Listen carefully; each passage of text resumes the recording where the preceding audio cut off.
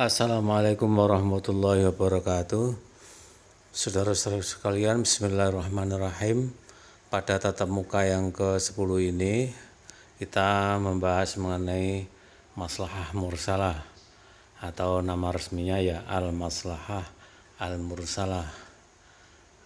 Tapi ini belum saya terangkan di bagian pertama ini, nanti kita terangkan di bagian yang kedua.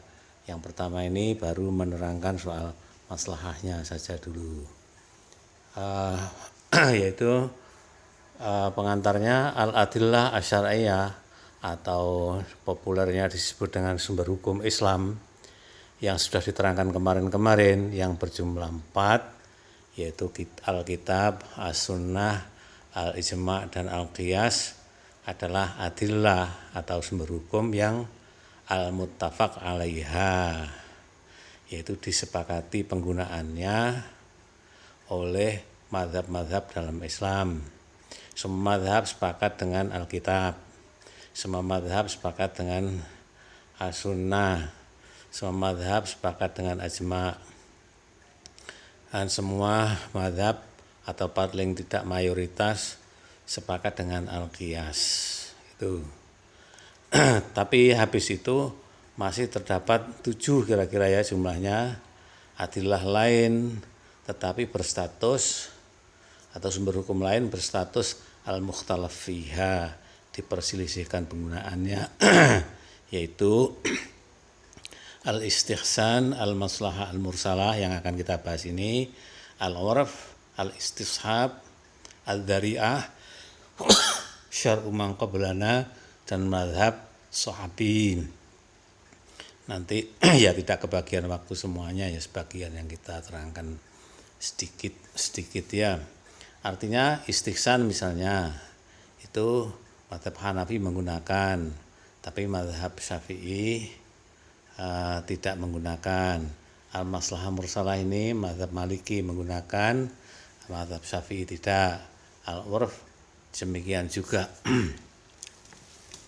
Sebagian tidak menggunakannya al-istishab, demikian juga. Tapi nanti setelah saudara mendapatkan studi lanjut, maka akan ketahuan atau akan tahu bahwa yang perselisihannya tidaklah sangat runcing, tetapi perselisihan itu lama-lama mereka bersepakat juga mengenai beberapa hal dari 7 yang terakhir ini. Kemudian di semester ini ya tidak semua kita pelajari karena terbatas segala-galanya ini. Kemudian semester ini kita mungkin akan menyajikan 4 saja ya, atau mungkin malah 3. Maslahah mursalah, urf, dhari'ah, dan istishab saja. Nah, yang berikut ini adalah mengenai penjelasan al-maslahah al-mursalah, tapi yang pengantarnya akan menjelaskan maslahahnya saja dulu. Pengertian maslahah: al-maslahatu lughatan al-manfaatu wa hiya diddul mafsadati, wal maslahatu istilahan al-muhafadzatu ala maqsudi syar'i, wa maqsudu syar'i minal khalqi khamsatun wa huwa ay yahfadha alaihim dinahum wa nafsahum wa aqlahum wa naslahum wa malahum fakulluma yatadammanu hifdha hadhil usuli al khamsati fa huwa maslahatun wa kulluma yufawwitu hadhil usula fa huwa mafsadatun wa taf'uha maslahatun. Artinya al-maslahah menurut arti bahasa adalah manfaat, dan lawan katanya adalah al-mafsadah atau kerusakan. Sedangkan al-maslahah menurut istilah adalah menjaga tujuan agama. Sedangkan tujuan agama itu ada 5, yaitu menjaga agama, menjaga jiwa, menjaga akal, menjaga keturunan, dan harta. Semua hal yang mengandung kebaikan untuk 5 hal ini disebut maslahah. Sedangkan yang mengabaikan 5 hal itu disebut maslahah. Masih ada tambahannya, sebenarnya terjemahannya yaitu apa-apa yang bisa mencegah mafsadah juga dinamakan maslahah. Apa-apa yang bisa mencegah timbulnya mafsadah juga disebut maslahah ya. Dasar pemikiran maslahah bahwa syariat Islam memiliki tujuan. Mengapa ada sholat, mengapa ada zakat, mengapa ada kisos, mengapa ada macam-macam itu. Ya apa tujuannya? Mewujudkan maslahah bagi manusia dengan mengoptimalkan manfaat. Sebisa mungkin mengambil manfaat untuk manusia dan mencegah bahaya serta kerusakan. Kemudian maslahah bagi manusia itu dapat berubah-ubah sesuai dengan perubahan zaman dan keadaan. Dulu orang tidak butuh telepon, lama-lama butuh telepon. Teleponnya ada kabel, lama-lama dibilang ribet. Lalu bikin telepon yang tidak pakai kabel, namanya HP. Habis itu HP kok cuma isinya kok cuma omong-omong toh dan SMS toh, maka ditambahi dengan ada musiknya, ada jamnya, ada macam-macam lah permainan-permainan. Nah ini kebutuhan manusia berubah-ubah sesuai dengan perubahan zaman dan keadaan. Nah maslahah itu dapat ditemukan prinsip-prinsipnya di dalam nas oleh akal manusia. Manusia mengerti bahwa agama itu harus dijaga, penting karena agama itu penting bagi manusia. Manusia bisa menyimpulkan bahwa nyawa itu harus dilindungi. Itu dari nas-nas itu bisa manusia mendapatkan kesimpulan seperti itu. Nah, untuk apa? Untuk diwujudkan ke dalam kehidupan nyata sehari-hari. Menjaga nyawa atau menjaga hak hidup itu gimana realisasinya? Misalnya memperbaiki kondisi papan, kondisi makanan manusia, meningkatkan kesehatan dengan menambah jumlah rumah sakit dan menciptakan obat-obat baru. Kemudian menjaga keamanan manusia dari berbagai macam bahaya, mobil diberi rem, diberi lampu, diberi lampu sein, diberi pelindung-pelindung dari hujan dan angin dan lain sebagainya. Itu wujud dari pemeliharaan pada nyawa atau hak hidup manusia. Ya, itu diwujudkan dalam kehidupan sehari-hari. Bagaimana supaya manusia itu terjaga intelektualitasnya, dijaga akalnya, yaitu dengan mendirikan sekolah-sekolah, mencetak buku, mendidik guru, dan lain sebagainya. Kemudian maslahah mencakup 5 sektor, tadi sebagian sudah disinggung. Yang pertama sektor agama atau hifdzuddin, bacanya ya, hifdzuddin, pemeliharaan sektor agama. Agama harus dijaga kelestariannya. Sektor jiwa, hifdzun nafsi, bahwa pemeliharaan sektor jiwa manusia itu harus dipelihara kehidupannya, dihargai hak hidupnya supaya dia tidak mendapatkan bahaya bagi kesehatan maupun nyawanya. Kemudian sektor akal, yaitu hifdzul akli atau pemeliharaan sektor akal intelektualitas, yaitu manusia harus tetap diberi hak untuk berpikir, untuk memikirkan kehidupannya, menciptakan ilmu, berdebat, untuk meningkatkan taraf keilmuan. Kemudian nomor 4 sektor keturunan atau hifdzun nasli, atau pemeliharaan sektor keturunan, yaitu manusia harus dijaga kelestariannya, jangan sampai punah. Dia seperti punahnya dinosaurus, itu nggak ada penerusnya. Manusia harus tetap lestari. Yang terakhir yang nomor 5 sektor harta atau hifdzul mal, yaitu pemeliharaan sektor harta. Manusia harus diberi hak untuk memiliki barang-barang, ya, untuk mempertahankan hak miliknya dari rong-rongan. Itu ringkesnya. Sektor agama, manusia misalnya wajib berjihad untuk membela agama, wajib mengadakan dakwah, wajib melakukan sholat berjamaah, mendirikan masjid. Itu sektor agama. Sektor jiwa, kenapa harus dipelihara? Karena agama itu penting sekali, mendesak bagi manusia. Tanpa agama, ya manusia ya seperti hewan, ya. Sektor jiwa atau hifdzun nafsi, hak hidup manusia harus dijamin. Kalau tidak dijamin, ya manusia nanti akan gampang saja dibunuh atau dianiaya oleh orang lain. Maka hukum pidana harus ditegakkan. Maka pasal-pasal KUHP ini harus efektif dilaksanakan.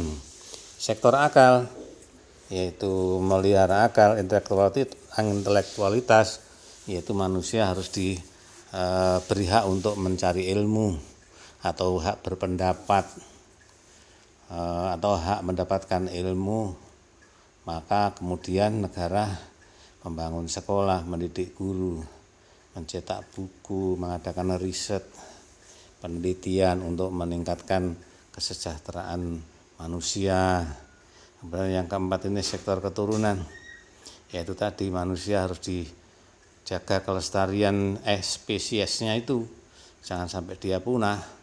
Dengan cara apa? Dengan cara pernikahan yang baik, tidak sekedar punya anak, tapi anaknya harus berada dalam bingkai rumah tangga yang sah, orang tuanya suci, sehingga keturunannya bagus, sehingga anaknya itu mendapatkan pendidikan akhlak yang bagus, mendapatkan motivasi untuk maju dari orang tuanya, kemudian mendapatkan keabsahan keturunan, atau mendapatkan hak untuk diberi perwalian, diberi hak untuk mendapatkan warisan dan lain sebagainya.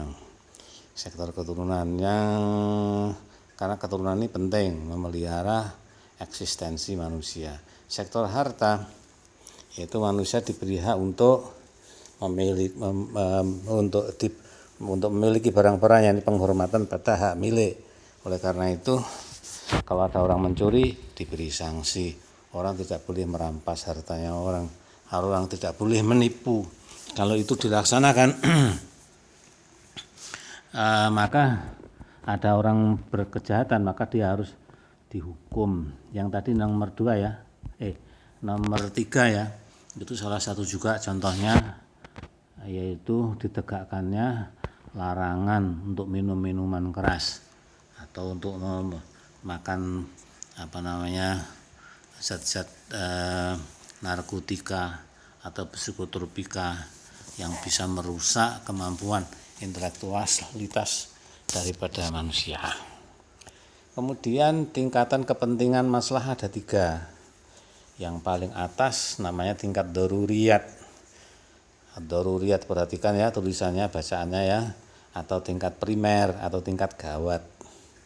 Yang kedua tingkat hajiyat atau tingkat sekunder atau tingkat mendesak. Nah, yang ketiga adalah tingkat tahsiniyat atau tingkat tersier atau tingkat perlu gitu aja, butuh sedikit, enggak sangat mendesak, tidak mendesak ya. Penjelasannya ad-daruriyat, kebutuhan manusia yang bersifat dasar, makan, minum, tempat tinggal, pakaian. Jika tidak terpenuhi, manusia terancam eksistensinya, enggak makan, mati.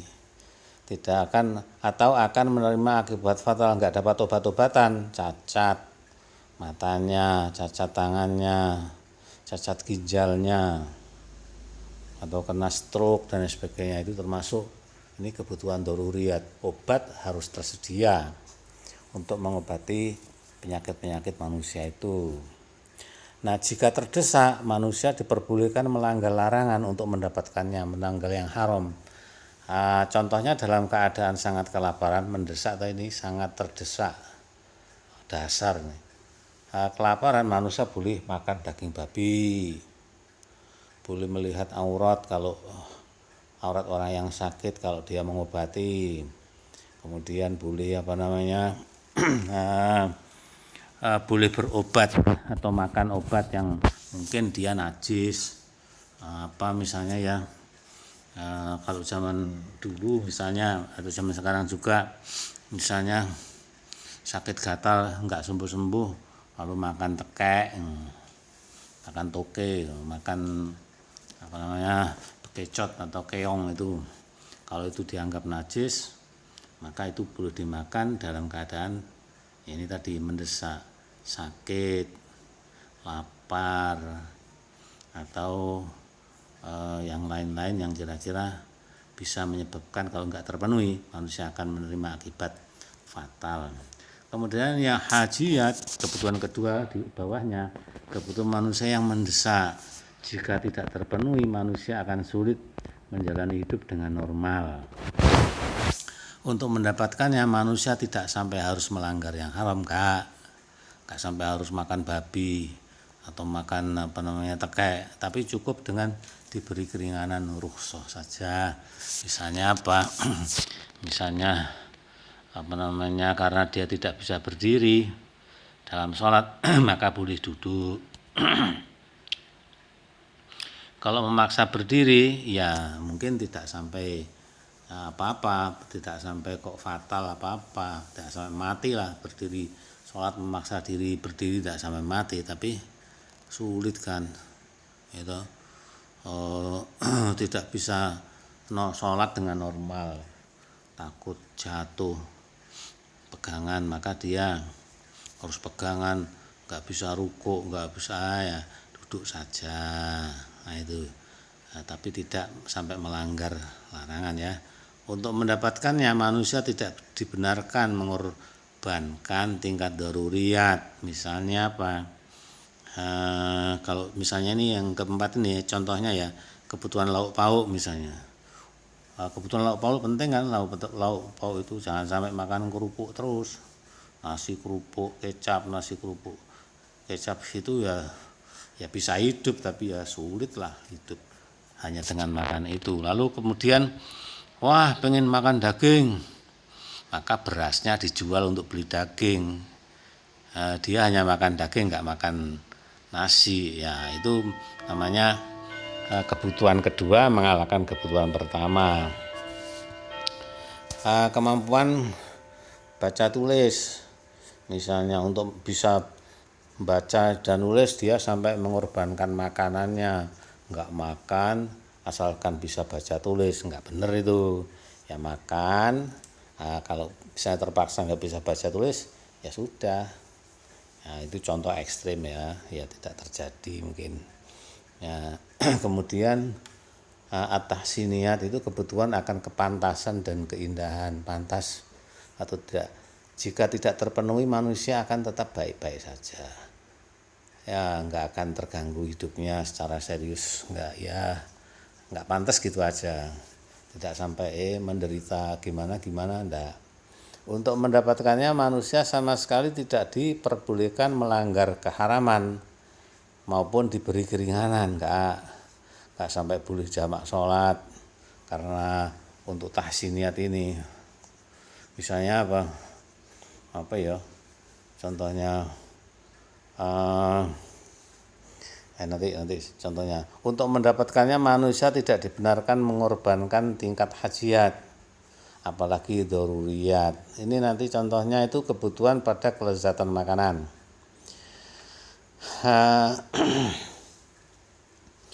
Tempe, makan nasi sama tempe, nggak punya minyak, tempenya cuma dibakar, ya sudah dibakar saja asalkan bisa makan nasi, makan tempe.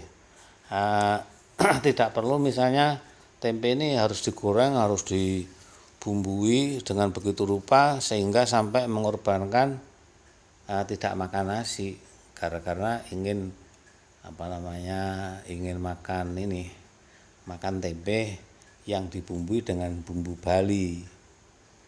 Pengen bumbu Bali saja sampai mengorbankan tempenya sendiri ya, misalnya dapat membeli bumbu Bali tapi tempenya nggak kebeli, apalagi berasnya tidak terbeli, itu tidak boleh.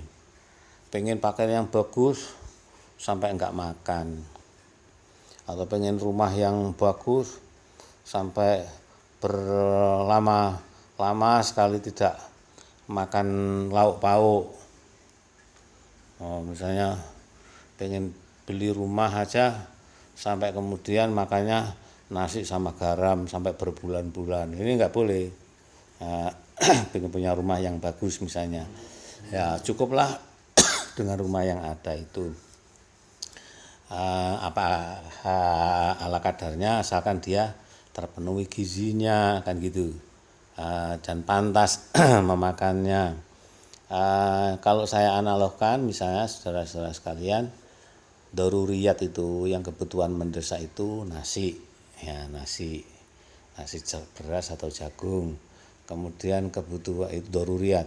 Hajiat itu lauk, ya harus ada lauk itu hajiat atau penting tapi tidak gawat. Nah, kalau yang ketiga ini tahsiniyat, ini cara penyajiannya. Nasi, ada lauk, dimakan pakai apa? Kayak sendok apa tidak? Pakai garpu, piring, pincuk, piringnya apa? Piring porselen apa piring logam apa piring plastik, kertas makan, koran, taplak meja. Nah itu kan soal kepantasan. Pantasnya gini, tidak pantas begini. Tapi itu relatif.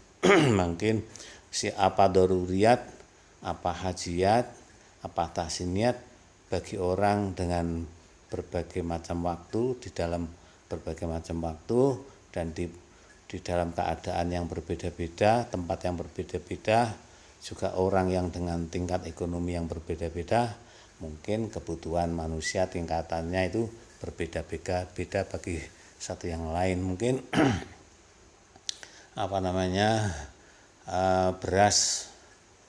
beras itu ya mendesak bagi semuanya, tapi mungkin lauk-lauk tertentu, ya lauk-lauk itu ada yang kemudian itu cuma tahsiniyat, ada mungkin cuma hajiat. Kalau orang-orang yang dengan kebutuhan energi tinggi, mungkin makan daging yang enak, yang empuk, daging pilihan itu menjadi hajiat.